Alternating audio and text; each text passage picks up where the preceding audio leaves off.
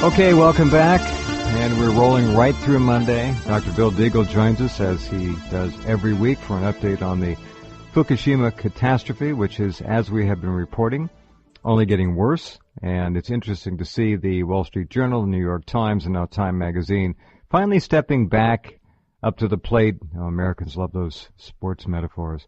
To deliver a little bit of news about something we've been reporting now for 2 months. And that is simply that the situation there is horrific and going to only get worse. Welcome back, Bill. Yeah, welcome back, Jeff. This situation is even worse than our worst calculations. I mean, yeah, we did our best. As bad as we thought it was, and we were trying not to exaggerate, it is right. Orders of magnitude worse than we expected. Yeah. I've spent quite a bit of time today talking to Chris Harris, and I posted up on both NutriMedical and Clay and Iron on the top story an extensive review of what Chris's latest analysis of the situation is, and it's over the top. I mean, tomorrow, the Japanese government and TEPCO are going to announce their new schedule for so-called controlling the situation. And they're going to have to be quite the storytellers, because there's no way in hell that they're going to have control of this situation this year. No chance. Or there's next. no chance. I mean, this is a situation which is now way out of control. This is like having all the radiation without the cities on fire from a third nuclear war. That's the amount of radiation we're talking about here. We're not talking about Chernobyl. Chernobyl was a small pit fire in the middle of the Ukraine. This is way, way worse than that. And the amount of radiation going into the Humboldt or Black Current, the amount of radiation coming across the northern hemisphere, the amount of spewed plutonium up to 50 kilometers away, and all of these reactors, and this is the real kicker, is reactor number 1 was already damaged and leaking the containment vessel with the earthquake before the tsunami even struck. Right. And we're certain that many reactors, including Hamaoka, which now had 400 tons of seawater somehow in unit number 5, we know that there's numerous reactors that probably suffered extreme earthquake damage. And there's certain parts of these reactors, whether it's old materials, annealed with neutron insertion, or just age. There's fire suppression systems that break down more quickly than anything else. And many of these are put in places where they're built, like the Hamaoka reactor unit number 5 that was right on a fault line. Instead of decommissioning them, they relicensed them.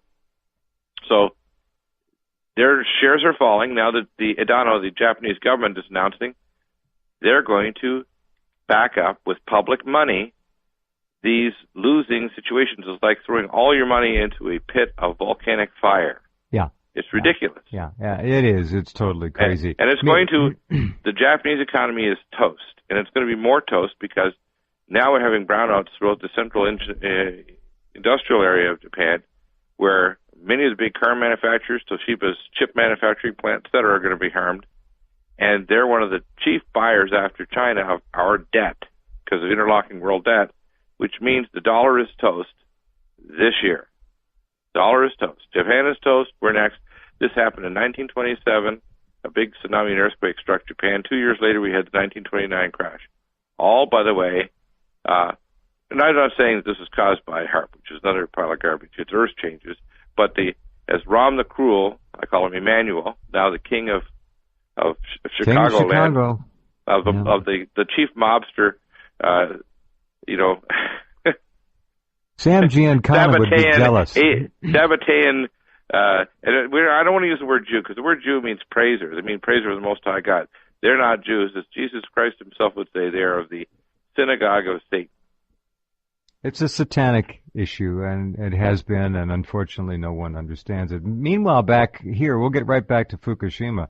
Our own Nuclear Regulatory Commission, ever vigilant watchdog that it is. Oh, yeah. They're wonderful. Has been now found to be routinely waiving fire suppression rule violations at nearly half of the nation's 104 commercial reactors, even though fire presents one of the chief hazards at all nuclear plants. The policy, the result of a series of little-noticed decisions in recent years, little noticed, folks, because the media won't touch it, is meant to encourage nuclear companies to remedy long-standing fire safety problems, but critics say it is leaving decades-old fire hazards in place. Yeah, as like the electrical NRC fires. Fails to enforce its rules, right.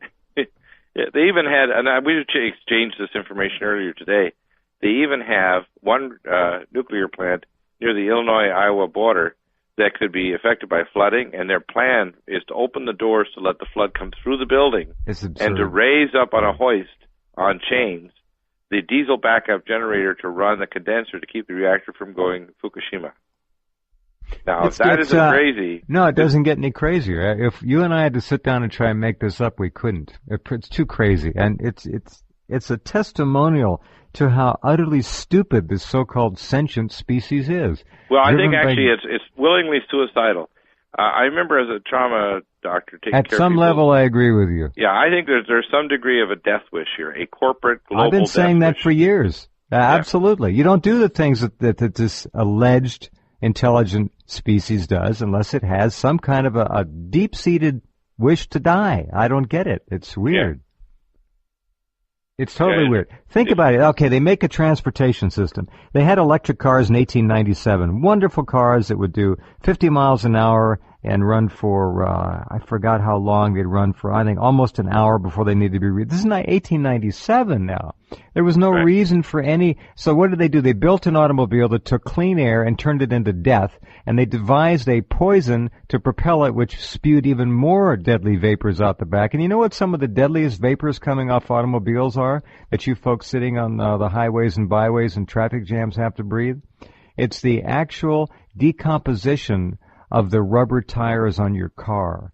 That is one of the most deadly substances that automobiles emit, and nobody knows about it. So when you drive down the road, just a word to the wise, never, ever, ever, ever open the outside vents to the interior of your car. Do not do it. Yeah, always use recirc air.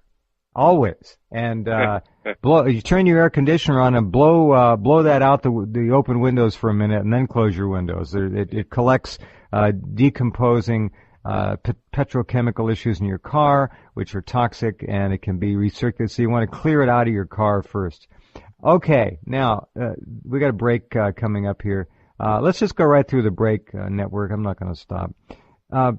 If you go to the top of Rense.com or a few other sites, you have to understand, and I think most of you do, that TEPCO is probably one of the worst corporate liars I've come across, and I think you'd agree. They're not good at lying, and they lie by omission, and the omissions are big enough.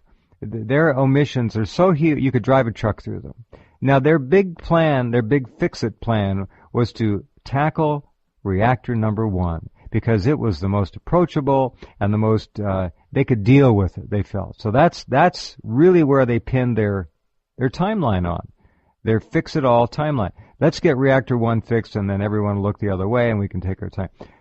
Reactor 1, as we talked about, when they opened the door, Bill, 500 million becquerels of deadly radiation came roaring out. They weren't expecting that. Now, how dumb can they get?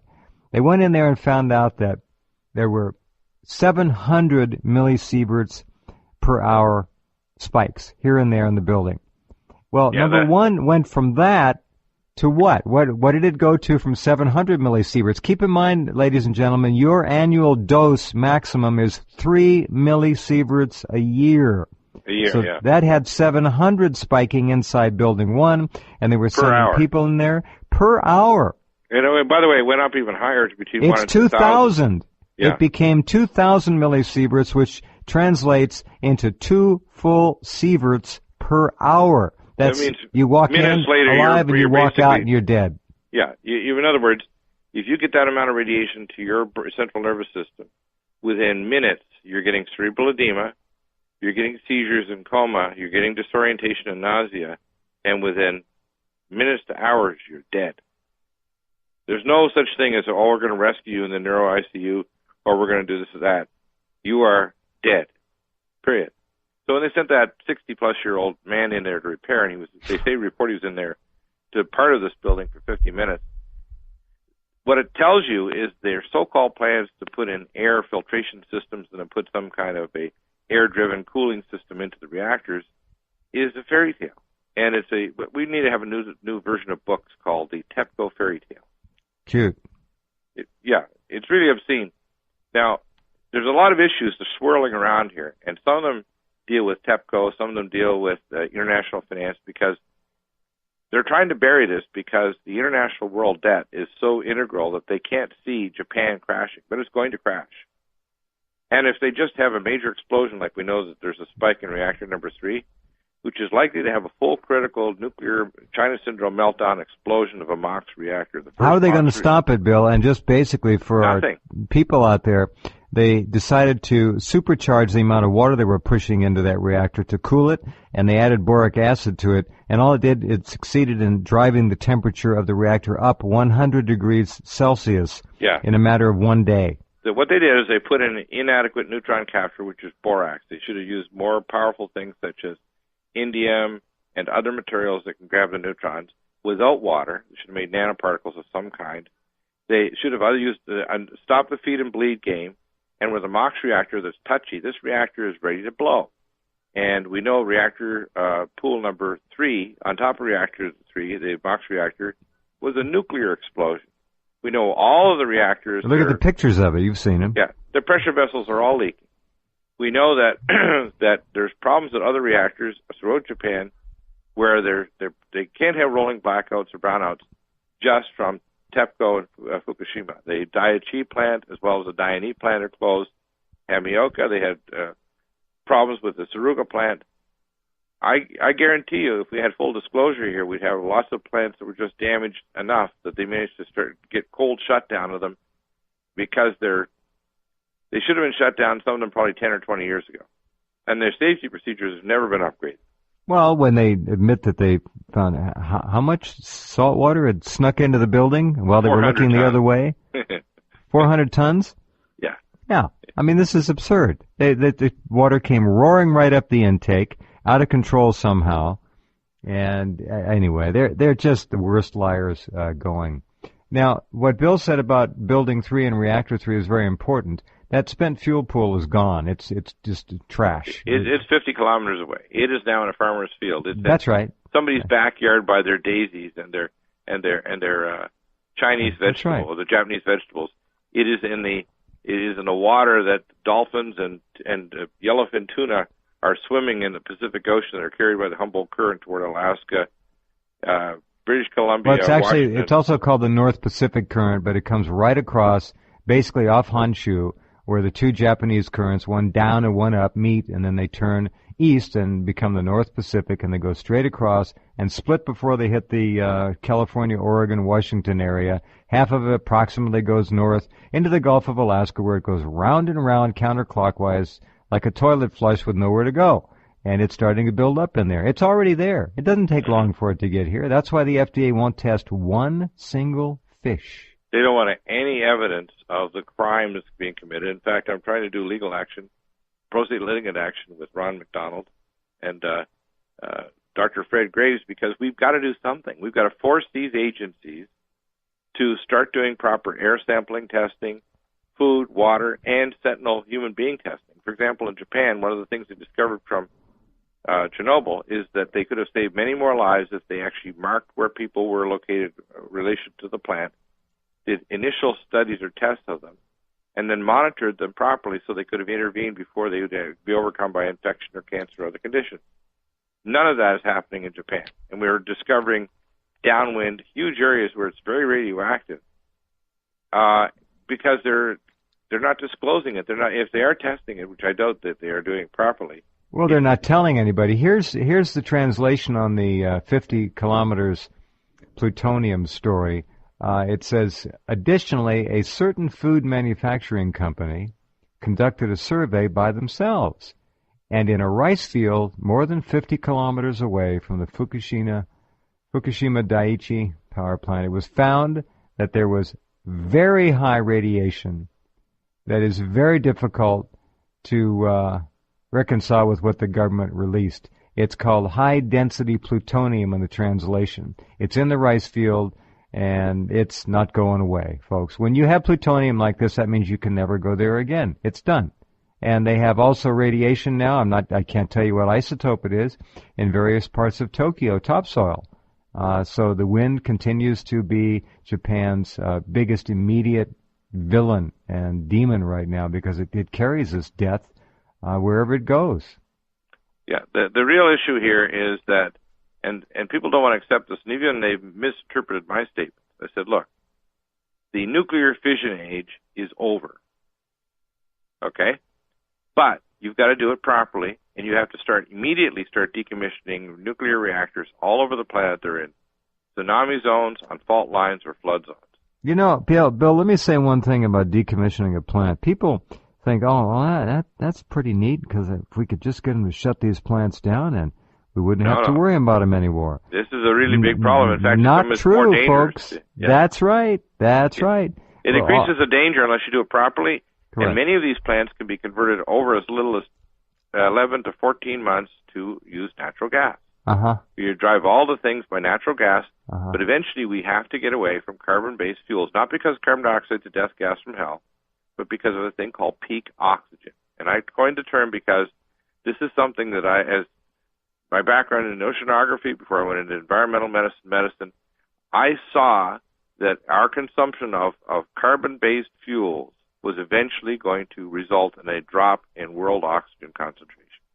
And we're doing a combination of two things. We're consuming more oxygen for internal combustion engines, and we're also poisoning and killing the oceans that make 80% of our world's oxygen in the upper 10 meters or 30 feet of the ocean, and we're cutting down the forests of the world. And the combination is lethal. At some point, the world's oxygen concentration is going to start dropping. Plus, life forms aren't going to tolerate the amount of acidity in the environment, the amount of pollution in the environment. That's why the oceans are dying, because of things like acid rain that's killing the coral reefs that are very sensitive. And it's not CO2, it's straight out pollution. And when you use carbon-based fuels, you will generate pollutants, and most people don't want to believe this, but all oil-based fuels are abiotic. They're not dinosaurs and ferns. You can create it in a laboratory. You can create oil-based like hydrocarbons. But 99.99% of it is from the bowels of the earth. They all contain heavy metals like arsenic, etc., and they all contain uranium. Well, they're also, I was going to say, they're also radioactive. Right, they're all radioactive. They all have radon, uranium, etc., thorium. That oil coming up out of the Gulf blowout should have been tested to find out if it was young oil or old oil, and I know it would have been determined to be young oil. Young meaning it's under 1 billion years old. Right, exactly. The older the oil is, it takes a long time for it to percolate up, is squeezed up to the top. It collects in reservoirs under the ground we call oil fields. It's old oil. There are areas in Virginia and Tennessee that are hopelessly contaminated with radioactivity from the oil industry. Nobody knows this. Yeah, they don't want to believe the fact that you got to stop using carbon-based fuels. There's tons of geothermal energy.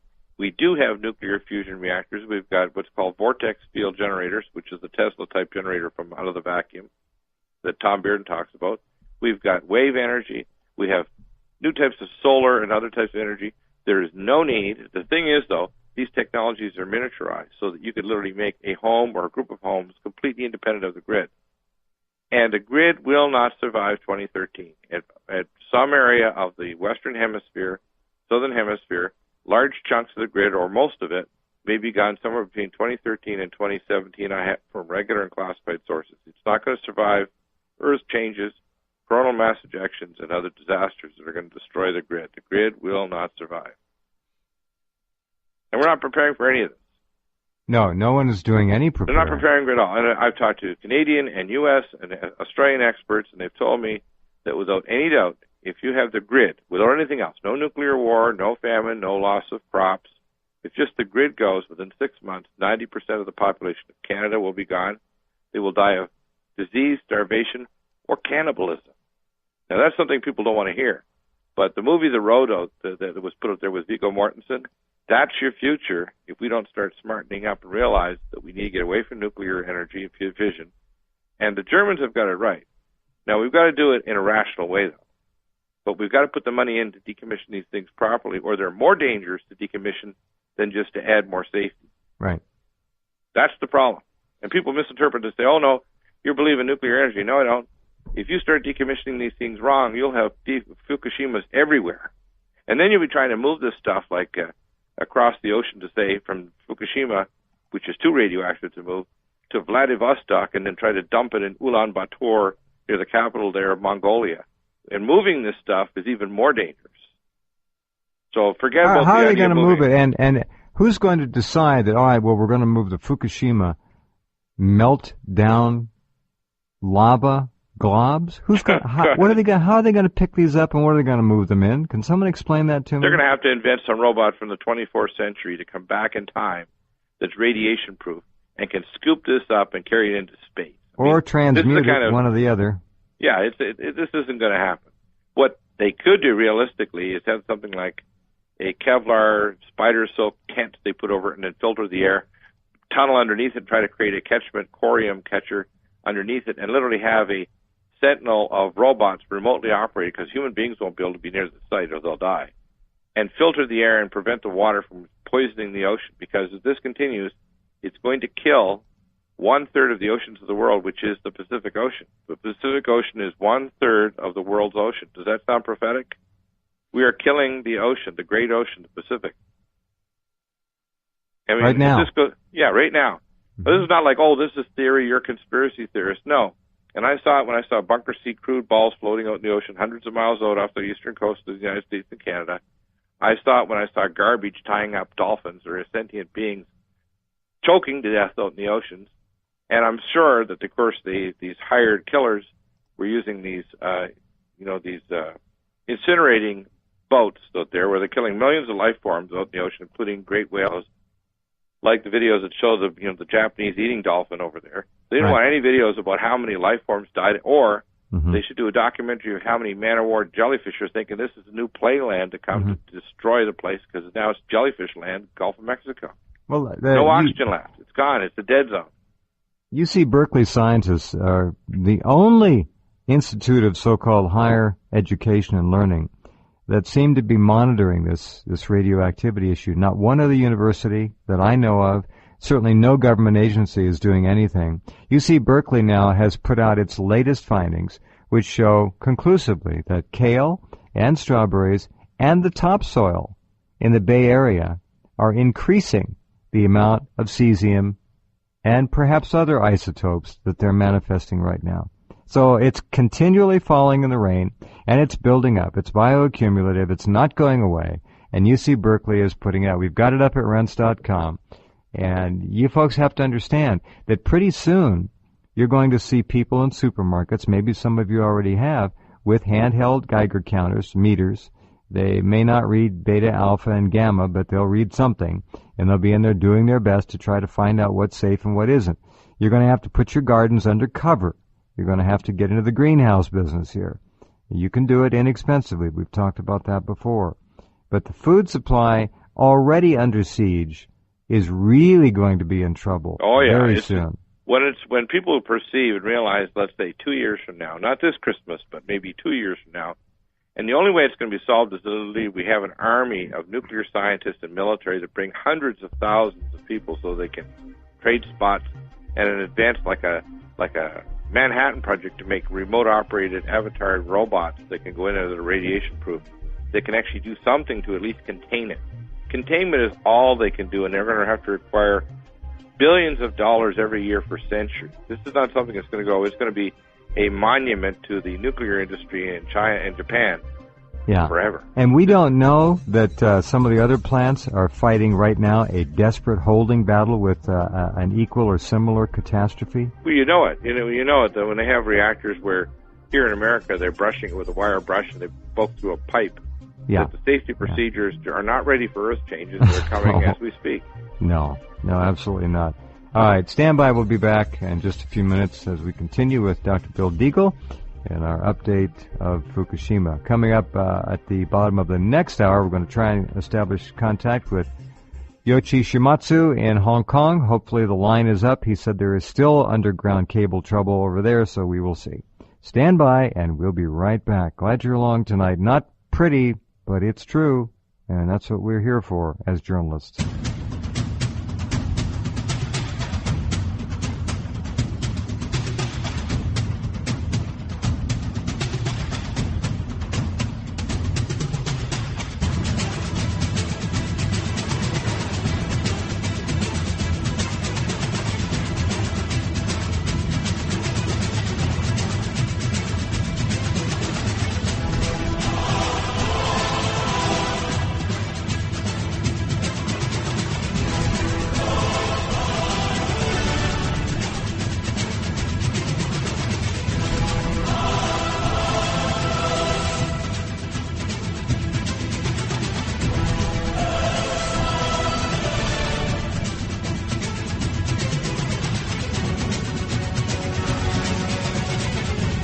Okay, and welcome back. Talking with Dr. Bill Deagle about a number of things. And if you want to read headlines and just get a scant idea of what's going on, just scroll down the featured story box at the top of Rense.com. It's all right there for you. Read anything you want. By the way, an A380 Airbus, what is it, Bill? I can't remember. It uses more oxygen. Consume in 1 hour more oxygen than a full day of every living human being on the planet. That's right. Okay. In a day. Now think about that, please. 1 hour of an A380 Airbus flying consumes more oxygen than every living being on the planet consumes in a day. This is something nobody understands. And that underlines your oxygen argument, which is perfect. Yeah, we're going to hit that wall sometime in the near future because already in some of our bigger cities, the oxygen concentration is as low as 10 or 11% in some of the That's not, that you can't function at that level. You really can't. You're functioning at half speed. I want to return to some of the things that Chris Harris sent, because he sent me a lot. But I want to just summarize some of it because there's so much here. It's under top stories on Nutramedical and Clay and Iron. If they look at it, it's called Fukushima Daiichi and USA Reactor NRC Update. And the NRC are scrambling. The first is they stopped overseas monitoring, the NRC did, because it claimed that it was slowly stabilized. Isn't that a joke? Yep. So the Nuclear Regulatory Commission is not going to do overseas monitoring. Along with, of course, the EPA saying, well, we don't need to test food or kale like the UC Berkeley. We don't need to test rainwater. We don't want to frighten you with the fact that you're being boiled inside your DNA with radioisotopes. Don't worry. And, of course, 6 months or a year from now, the amount of embedded cesium, strontium, etc., that's going to accumulate and stay for hundreds of years is going to significantly be increased.